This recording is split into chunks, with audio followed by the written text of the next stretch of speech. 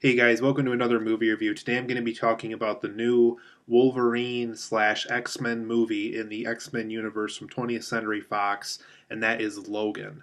Logan is supposed to be what Hugh Jackman claims is his last time playing the Wolverine character. Um, and by the way this film goes, I can definitely see why. But also, he's been playing this character for so many years. It's time for him to just hang up the claws for once and just move on to other roles. He's played the man for so long. But I think he left here on a very strong note. So let me get in a quick synopsis of what Logan is about. Logan is on the new timeline after Days of Future Past was established, how that kind of changed certain events in history and so forth. That event where the Sentinels were once attacking mutants and killing off the mutants, that part of the future is different now. Now that the Sentinels are gone, this new future is more so like our reality a little bit. But mutants are gone; they're either killed off or they're dead. And so basically, Wolverine and Professor Xavier are two of only a few real mutants left on in the world, and Logan is an old man. He works for this limo service where he basically gets good money. He basically just has to drive people from bachelor parties and bachelorette parties and places within inner cities to these other big locations and long distances and gets a lot of money for it. He also needs that money to help Professor Xavier get the medicine that he needs for his Alzheimer's that he's has been developing since the course of these last movies and way late into the timeline of the X-Men universe. And what also they have to do is they find out about this young girl whose laboratory code name is X-23, and they call her Laura throughout the course of this movie. And similar to Wolverine, she has claws. She's immortal. She can basically she's kind of immune to gunfire and all this other stuff that would normally kill somebody. And so they have to make sure that she doesn't get into the wrong hands because she was once a part of a laboratory that kind of made and raised these kind of half human, half mutant kind of people. So they're really not too familiar with how society works and how, when you're in a gas station, you can't just take stuff. I mean, you have to pay for it and stuff. So they haven't been learned these kind of things yet. And so Wolverine and Professor Xavier, whoever else they can find and team up with while they're on this road trip to protect this girl, they have to make sure that this girl doesn't get into the wrong hands, that she doesn't do anything too suspicious. Because if she does get into the wrong hands, she's either going to go back to that laboratory that she was once from, or they're going to experiment on her, or they're going to make her do things that she's really going to regret later on. So basically, it's Wolverine on this big last adventure as he's an old man now, trying to protect this young girl, making sure she gets into the right hands, that Professor Xavier is in good hands the best he can while he's still alive. So it's basically the mutants trying to stay alive and making sure that any future mutants like X-23 are in good hands and that they're away from the people who really want to do really horrible things to them. So overall, guys, I liked Logan a lot. I think it's a very strong final performance from Hugh Jackman playing Wolverine. James Mangold, who also worked on the Wolverine back in 2013, and this is his second X-Men movie here.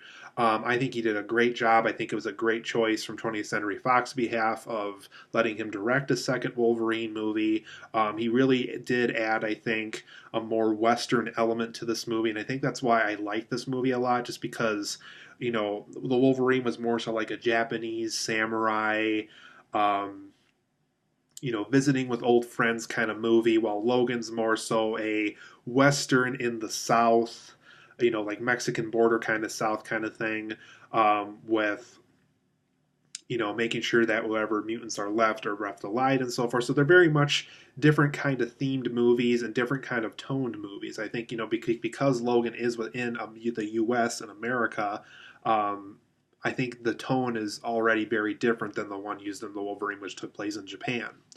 Um, but for my positives and negatives of Logan, for just going overall what I really thought of the movie, for my positives, I think the X-23 character is just a very new and exciting character to add within the X-Men universe. I do know that Deadpool 2, Deadpool 3, and an X-Force movie are going to be eventually into the works at 20th Century Fox. I know that those are at least three other X-Men movies they're going to work on here in the future. Outside of that, I don't know how many other X-Men films they're planning to make. But I like that X-23 is very much an exciting and new character that I hope, or if she is in other future movies, I know James Mangold wants to make a movie about her specifically if he gets the opportunity to do so. I would love that to happen. I think she's a very interesting character. I also like that within the first half of the movie, she has very little dialogue. It's mostly over the course of actions and grunting and moaning, and how she handles certain situations, how we really learn about her character. We learn about stuff with this little video that Wolverine finds on an iPhone and so forth. Just a very exciting new character. I thought this young actress who played her was very, very good too. I think she's probably one of the best young child actresses probably since Macaulay Culkin. I think I would go that far. Obviously, we've had other great child actors and actresses since then, but like Macaulay Culkin did for Home Alone, I think this girl really brought something here to the screen that I think will really give her a really exciting acting career if she decides to act in more movies. Just a very fun character. I'm glad that she's incorporated into the X-Men universe. Very, very fun. This film also has great performances all around. Hugh Jackman is just so wonderful as Wolverine. He really did an excellent job doing a final performance of Wolverine. You definitely feel the pain that this character feels, that he really just is in pain and just really just wants to settle down and just live his life the best he can of what's left, just because he really is just hurt and is just not in the form that he once was. I really felt the pain in this character, and I think that's why I felt so attached to him over the course of this movie. Professor Xavier is the same way. His Alzheimer's is really bad. His mutant power really hurts people when it's in a really bad shape and he's in a bad condition and starts to panic and so forth. Just really great performances all around here. I think everybody acting wise was directed very well from James Mangold. It's a very well acted movie.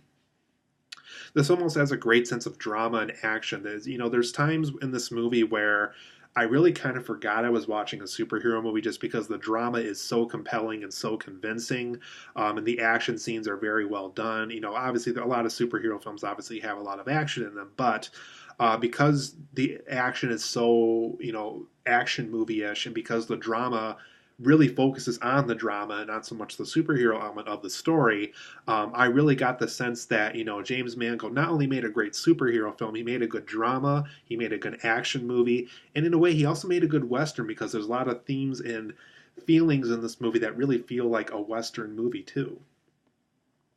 I also like how X-Men comics exist within this universe. This film very much brings up that those X-Men comics you grew up with also exist within these X-Men movies. So I like how that's a very original way to help these characters kind of further feel how they are ranked within the world. Wolverine, he tells this young girl right away that a lot of the things in these X-Men comics were made up just for entertainment purposes, but at the same time he's very intrigued by looking through these comics and seeing how people kind of view Wolverine and kind of how the stories over the years have told about Wolverine. People know him by just Wolverine and not Logan, because these comics very much depict how the outside world depicts Wolverine after hearing about all these stories about him and hearing things about on the news about him and stuff. So I think it's a very interesting way of how comic books in our society have made their way into the X-Men movies, and the X-Men movies are trying to depict how people within this world feel about these mutant characters and kind of how they're accepting them. They know that they're hunted down a lot and experimented on a lot, but I like this idea of the comics we grew up with also exist within these X-Men movies. I think it's just a very interesting idea. And like I brought up earlier, there is a lot of Western film elements in this movie, a lot of sunset shots, a lot of shots where like good, the bad, and the ugly kind of showdown shots and all that kind of stuff. There's even a scene where they watch Shane in a hotel room, a very famous Western movie. I really feel like James Mangold really brought a neat, interesting Western take to a Wolverine story, and I think it's just a very cool thing to watch. I also like how there's scenes in this movie too where Wolverine and Professor Xavier and even X-23 really just are kind of accepted. They're scenes where people just take them into their home, they have dinner with them, they treat them like a normal person. They just kind of put to the side the fact that they're mutants. They're just like, hey, come have dinner with us. We thank you for really helping us get through this day and so forth. And it's just a very it was just so fun to see and so accepting to see that people within this universe, because mutants are gone and because they're so treated so badly, it was so refreshing to see characters within this universe be like, hey, let's just come over and have dinner, let's talk, let's have fun, let's just do stuff that people do. I think it's just a very refreshing, inviting way to tell another X-Men movie. I thought it was just very interesting how Mangold handled that. I also thought the villains in this film were very threatening. There's a character here that I'm not super familiar with. I think he is, like a lot of online sources say, just written for this movie. He's this man with he has this robotic arm or something like that. But whenever he shows up in the movie, whenever him and Wolverine are fighting, or whenever he wants something where he's willing to hurt a lot of people for it, very threatening villain. I thought he was just a very good final villain for Wolverine to face before Hugh Jackman disappears from the role forever, basically. Also, there's a character named X-24 who's also played by Hugh Jackman in the movie. He's basically an evil clone of Wolverine. He's stronger than Wolverine, and so obviously Logan and X-23 and Professor Xavier have a very strong opponent to face throughout the course of this movie as well. For my negatives of Logan, there's scenes that take place in a place called Eden. I get why it's there. It's kind of this safe haven place that they go to at one point. I can't get into too much detail about it, but they feel very long. I feel like they could have been trimmed down a lot in the editing room. There's just a lot of things about that scene, or scenes I should say, because there is more than one, that just feel very long. So I wish in the editing room they really could have trimmed the scene down a lot more than what they ended up going through with. There's also some messy details and editing details, going back to the editing again, that I thought could have been worked on. There's a scene where Professor Xavier is going to the bathroom and X-23 is causing mischief in the gas station. Logan has to take her out and bring her out to the car and drive away quickly before it gets on the news and so forth. The way they made it look like they left Xavier in the bathroom, and obviously that's not the case. They brought him on this road trip and they did a good job keeping an eye on him. But the editing made it look like they kept him in the bathroom just to make sure that they could get away from this gas station. That's not a spoiler because they actually showed in the trailer. So there's also a scene too where this woman's filming a private video getting us an exposition of X-23, and she says in the video that it's confidential, it's illegal to show this stuff in the video, yet she's going up to people like, hey, what do you think of this? What do you think of this? I'm filming this illegal video. You could probably just grab it out of my hand if you want to. It's just like, I don't think she would have been allowed to film all of this if it really was that private or that secret or that illegal to film that. So there's details like that. It's like, oh, I don't know about that. That seems a little too convenient. This film also has a broad sense of setting. There's at one point it feels like a Western. At one point it's in a forest. At one point it's kind of in this Mexican border side of the U.S. and so forth.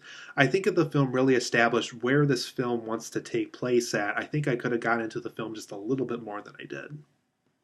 It's also a very down film. A lot of very bad things happen in this movie. A lot of sad things happen in the movie. Can't talk about it too much longer.